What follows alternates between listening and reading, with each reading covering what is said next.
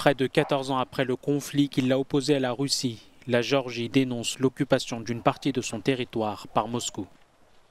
Je suis actuellement dans le village de Dvani, situé à proximité de la ligne de démarcation. Derrière moi, vous pouvez voir une frontière arbitraire renforcée par des fils barbelés. Et cette ligne bouge avec de plus en plus de territoires qui se retrouvent sous le contrôle des Russes. La maison du philosophe Merab Mekarishvili a été incendiée pendant la guerre de 2008.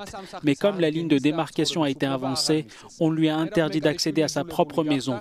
Il a été contraint de quitter son terrain pour construire une nouvelle maison à 100 mètres des barbelés. Depuis, la Russie maintient sa présence militaire dans la zone.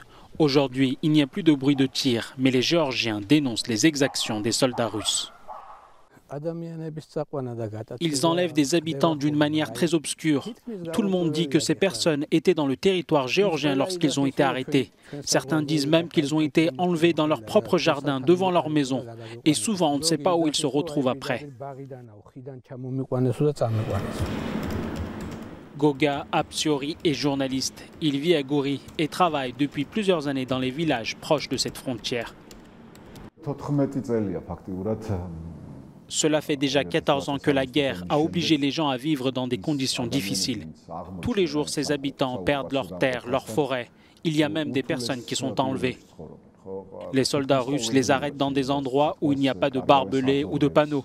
Et ils sont accusés d'avoir traversé cette soi-disant frontière. À l'été 2008, l'armée russe intervient sur le territoire géorgien pour voler au secours des séparatistes de l'Ossétie du Sud. Finalement, grâce à un accord de paix négocié par la France, l'armée russe se retire. Mais Moscou maintient depuis une forte présence militaire dans la région. Aujourd'hui, Géorgiens et Ukrainiens disent partager le même destin. Depuis de nombreuses années, nous sommes confrontés au même défi, l'occupation.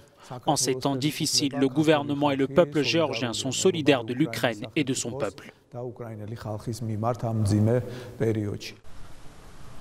Dans le petit village de Dvani, les habitants espèrent avant tout qu'il n'y aura plus de guerre et que la Russie n'étendra pas davantage sa zone d'influence dans les anciennes républiques soviétiques.